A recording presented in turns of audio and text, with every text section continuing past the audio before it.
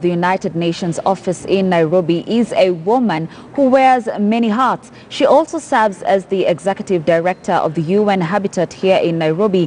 KTN's Timothy Otieno has an exclusive interview with Maimunah Mohammed Sharif, who reveals the intrigues involved in running Africa's only UN office, as well as some of the challenges she's hoping to overcome, all in the quest to ensuring that the continent and indeed the world is a much safer, healthier and prosperous place. Let's listen in. So thank you so much, Maimunah Sharif, for speaking to KTN News. It's been 18 months or so since your appointment as the executive director for UN Habitat, and we now know that you also have another hat added to you as the acting director general of the United Nations office in Nairobi. How has it been juggling those two jobs, and how has the experience been for you so far? Yeah, I think it's wonderful and challenging. Yeah, I came here on the 20th of January last year, and I think I set foot for the first time in Gigiri complex on the 22nd of January 2018. It's for my first impression, it's a beautiful complex, and once I walk in, I feel that this is very grand buildings, and I felt another one is that the weather is so superb, because I came from Malaysia and it's very humid, and when I walked in January, it was so beautiful weather and beautiful place. And I think coming here for the first time, at that time when I was in Malaysia, I read a lot about Kenya, about this complex. It's at that time it's mixed feelings.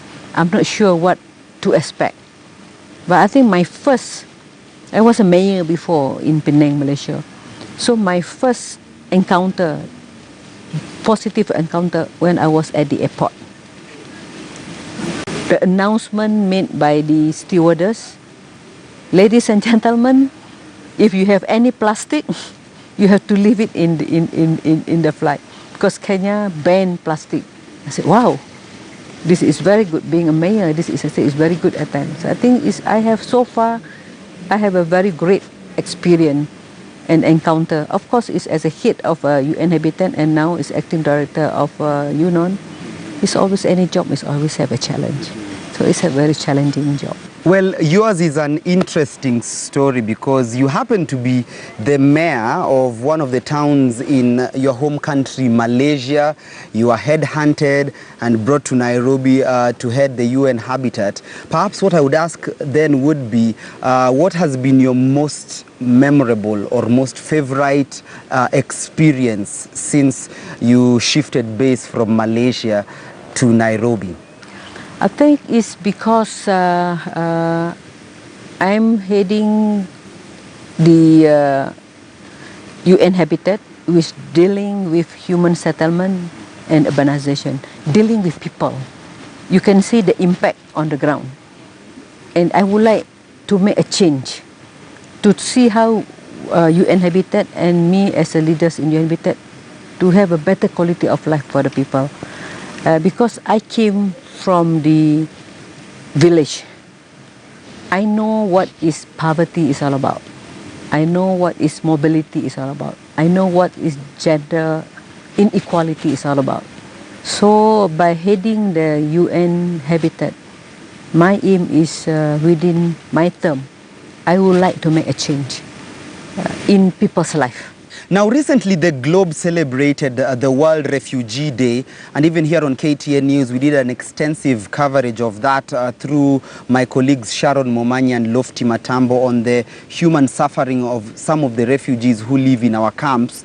Not forgetting that Kenya within itself hosts the largest refugee population in the globe, and even the government insisting that the Dadaab refugee camp will progressively be closed down. As the highest ranking UN official and specifically tasked with the issue of refugees in the world, give us a progress report from your own assessment of how not only Kenya is handling this particular issue, but the globe in general. If you talk about refugee, there's a lot of challenges that we have to look into that. Not only in terms of the getting them house, but it's also how we can have the social integration with the host countries, with whatever countries that are taking care of this.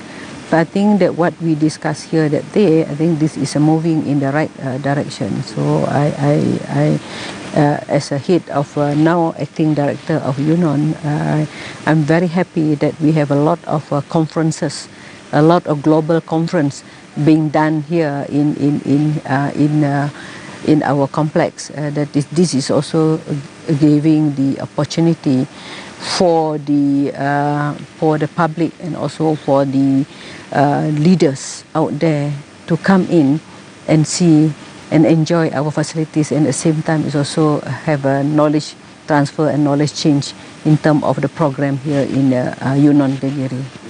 I remember I've just asked you about the best part of your stay here. Yeah. What has been the most challenging aspect of it? The most challenging aspect of here is that,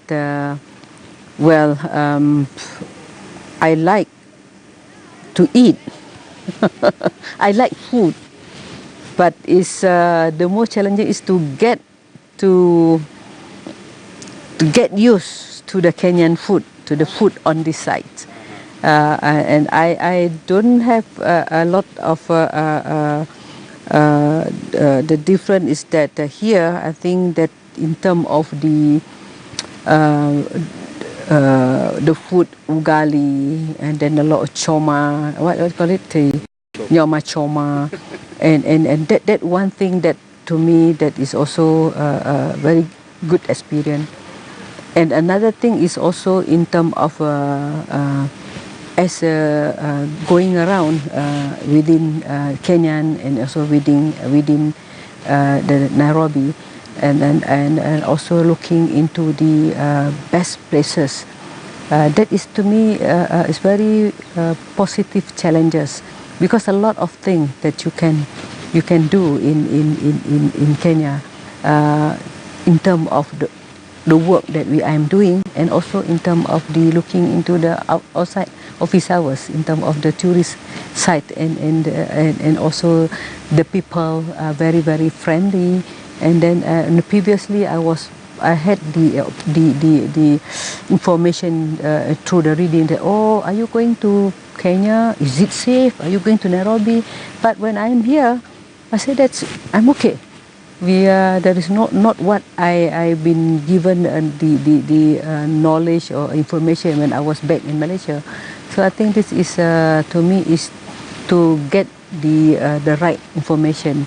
That is also very, very important. How many offices are within?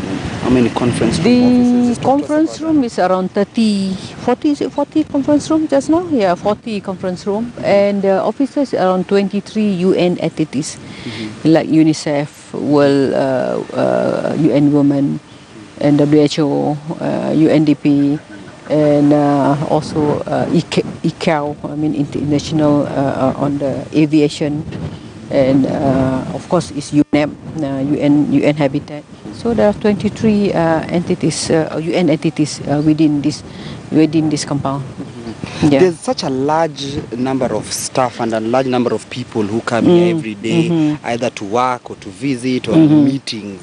How do you handle security for anybody visiting this office? Yeah. Under UNON, we have one department, UNDSS, United Nations Department of Safety and Security. And of course, this whole area is security is very safe, and of course we have the entrance, the main entrance on the site where all the visitors have to register there in order to come in, and all of us is given a tag. So even Except you, of course. I have, even me, Even you? even me as an USG, I have a The highest ranking UN official yes, in the country, yes, you have to yes. carry. Even I came in with my office official car.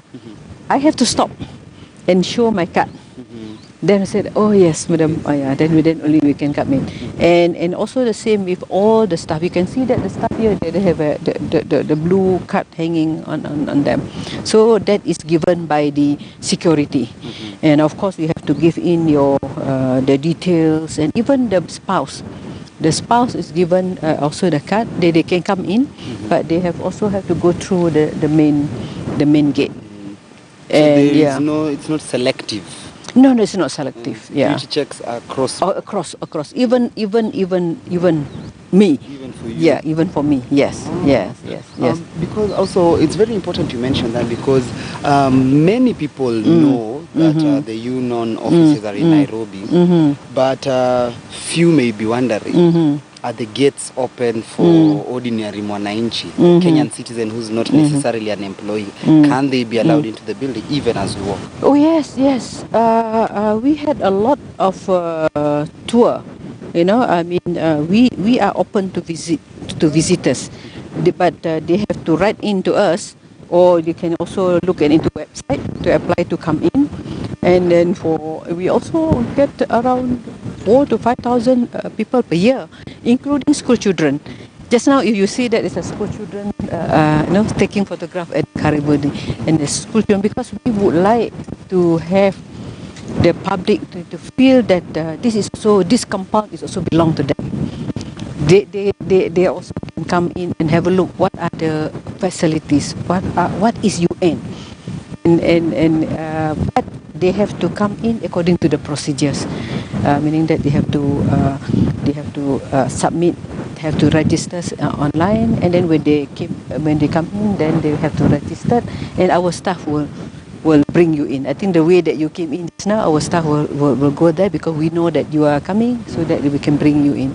And we have this guided tour, and we also have the guided tour if there are people who are disabled. We have the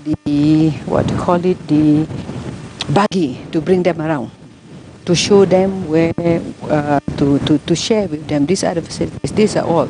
And I think this for school children is also important, that this to inspire them, to aspire them to change. And I have a few times been invited to meet these school children and talk to them. Then I ask them, do you want to work in the UN? Say yes. This is also, I think, is very, very important for us. This place is open to public. Of course, is according to the procedures. So where are we heading here?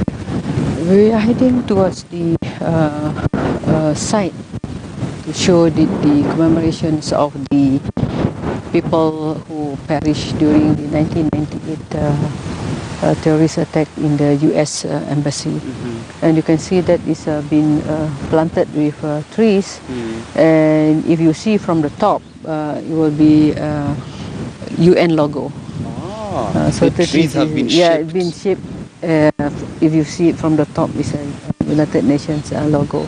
My last question to you would be, perhaps if there's anything that you'd like to add and say that maybe you feel I didn't ask you, but you'd like anybody who will be watching this to know as a parting shot.